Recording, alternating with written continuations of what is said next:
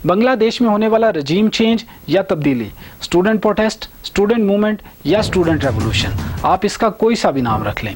अगर आपको इस हवाले से ज़रा सी भी कन्फ्यूजन है तो रिसेंट मीटिंग्स के बाद तमाम कन्फ्यूजन्स, तमाम स्टोरीज़ और इस मुकम्मल खेल के पीछे जो इसके एक्चुअल प्लेयर्स हैं उनको जानने, पहचानने और समझने में मुझे यकीन है कि अब आपको ज़्यादा वक्त नहीं लगेगा। मोहम्मद यूनुस जो कि बांग्लादेश के इस वक्त चीफ एडवाइज़र हैं, यूएस पहुंचते हैं और उनका हीरोज़ वेलकम किया जाता है। यूएस प्रेसिडेंट जो बाइडन इस तस्वीर में उन्हें बहुत ज़्यादा प्यार दिखाते हुए देखे जा सकते हैं, लेकिन फ़िलहाल के लिए हमने इस प्यार को ज़्यादा सीरियस नहीं लेना। आप आगे देखें कि साथ ही साथ मोहम्मद यूनुस को क्लिंटन फाउंडेशन जो कि US ex president bill Clinton की फाउंडेशन है और जिसके अंडर काम करता है क्लिंटन ग्लोबल इनिशिएटिव, जो कि apparently independent civil society organisation है, तो यहाँ पे मोहम्मद यूनुस को बुलाया जाता है।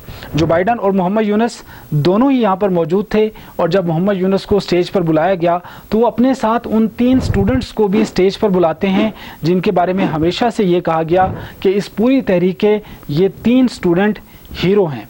तो यहाँ पे हम बेसिकली इस पूरे खेल के पीछे जो एक्चुअल प्लेयर्स हैं उनको जानने, पहचानने और समझने की कोशिश करेंगे। तो यहाँ पे होता क्या है, मोहम्मद यूनुस इन 3 स्टूडेंट्स की बहुत ज़्यादा तारीफ़ करते हैं। वो कहते हैं कि मैं दुनिया को कहूँगा कि वो इनके साथ खड़े हो जाएं। वो कहते हैं कि बज़ाहिर ये आम नौजवान नज़र आते हैं लेकिन ये बहुत ख़ास हैं, और ऐसा नहीं कि ये सब कुछ जो बांग्लादेश में हुआ ये सब अचानक से हो गया, बल्कि इसको प्रॉपर डिज़ाइन किया गया। इसके पीछे प्रॉपर प्लानिंग और बहुत सारी एफर्ट्स मौजूद हैं, और बांग्लादेश के अंदर जो कुछ हो रहा था बांग्लादेश की गवर्नमेंट को पता ही नहीं चला कि इसको कौन लीड कर रहा है। It's amazing, meticulously designed thing. It's not just suddenly came, it's not like that. Very well designed. Even the leadership pattern, people don't know who the leaders. So you can't catch one and say, okay, it's over. It's not over. अब आप ही बताइए कि जिस तरीके से US इस सारे movement को सेलिब्रेट कर रहा है, बांग्लादेश की लीडरशिप इस सारे मूवमेंट को सेलिब्रेट कर रही है, यूएस बांग्लादेश को फुल सपोर्ट करने की बात कर रहा है। सो क्वेश्चन इज दैट कि आपको क्या लगता है कि यहाँ पर किसकी विक्ट्री है, बांग्लादेश की आवाम की, उन 3 स्टूडेंट्स की, मोहम्मद यूनुस की, या फिर यूएस की?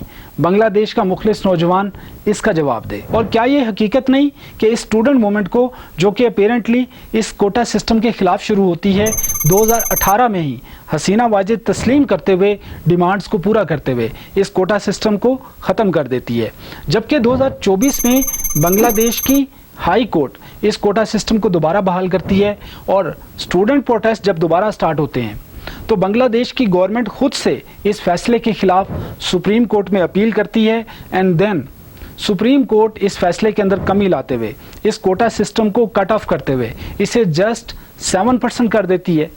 तो सुप्रीम कोर्ट के इस फैसले के बाद क्या ये मसला हल नहीं हो गया था? लेकिन शायद यहाँ पे ऑब्जेक्टिव रजीम चेंज लाना ही था।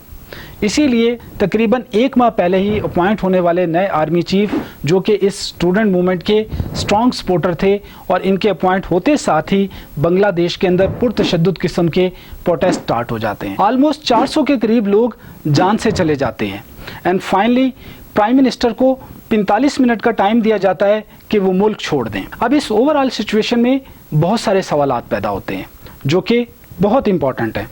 फॉर एग्जाम्पल 14 और 15 जुलाई 2024 को बांग्लादेश की हाई कोर्ट किसके कहने पर इस कोटा सिस्टम को बहाल करती है? इस फैसले के फ़ौरन बाद बग़ैर लीडरशिप के बांग्लादेश की रोडों के ऊपर इतनी बड़ी तादाद में स्टूडेंट प्रोटेस्टर कैसे निकल आते हैं? How is possible? इसी तरह से इन स्टूडेंट्स के ऊपर बांग्लादेश की आर्मी और पुलिस किसके कहने पर बदतरीन किस्म का तशद्दुद करती है? इसके बाद 20 जुलाई 2024 को सुप्रीम कोर्ट हुकूमत की अपील के ऊपर जब इस कोटा सिस्टम के अंदर कमी लाते हुए, इसे कट ऑफ करते हुए 93% जॉब्स ऑन मेरिट, 5% जॉब्स आज़ादी के उन लड़ने वाले, जो आज़ादी की जंग में लड़ने वाले लोग हैं उनकी फैमिलीज़ के लिए, और इसी तरह से 2% जॉब बांग्लादेश की मिनॉरिटीज़ के लिए, जब इसका ऑर्डर कर चुकी होती है, उसके बावजूद प्रोटेस्टर हुकूमत से इस्तीफ़े का मुतालबा करते हैं, पुरतशद्दुद रहते हैं, जिसके नतीजे में सैकड़ों अमवात होती हैं। तो इवेंचुअली यहाँ पर जो बात शुरू हुई थी कि बांग्लादेश के अंदर यूएस का मिलिट्री बेस बनेगा, क्या ये सारी बात उसी तरफ जा रही है? क्योंकि दूसरी तरफ अगर हम देखते हैं तो हसीना वाजिद ऑलमोस्ट एक माह पहले, ये जो प्रोटेस्ट स्टार्ट होते हैं इनसे एक माह पहले 10 जुलाई 2024 को चाइना का विज़िट करती हैं, जो कि काफ़ी ज़्यादा सक्सेसफुल जाता है। ऑलमोस्ट $15 बिलियन के वहाँ पे एग्रीमेंट होते हैं और बुनियादी तौर पर स्ट्रैटेजिक पार्टनरशिप को कोऑपरेटिव पार्टनरशिप तक बढ़ाने, इसी तरह से साइंस, टेक्नोलॉजी, हेल्थ और बैंकिंग सेक्टर के अंदर जो है वो बहुत सारे एग्रीमेंट किए जाते हैं, जिनका बुनियादी तौर पर जो ताल्लुक है वो बेसिक इंफ्रास्ट्रक्चर के साथ है। और अभी ये स्टोरी जिस तरफ बढ़ रही है और जिस तरीके से दोनों कंट्रीज़ के दरमियान, यानी कि यूएस और बांग्लादेश के दरमियान हमें एक फ्रेंडशिप रिलेशन नज़र आ रहा है, और जिस तरीके से यूएस बांग्लादेश को फुल सपोर्ट करने की बात कर रहा है, तो आप सोचिए कि ये बात किस तरफ जाएगी।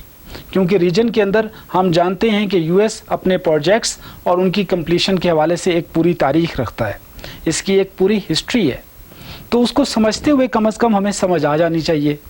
लेकिन अगर समझ नहीं आ रही तो कोई बात नहीं, अभी तो शुरुआत है, आगे आगे देखिए होता है क्या। Thank you very much.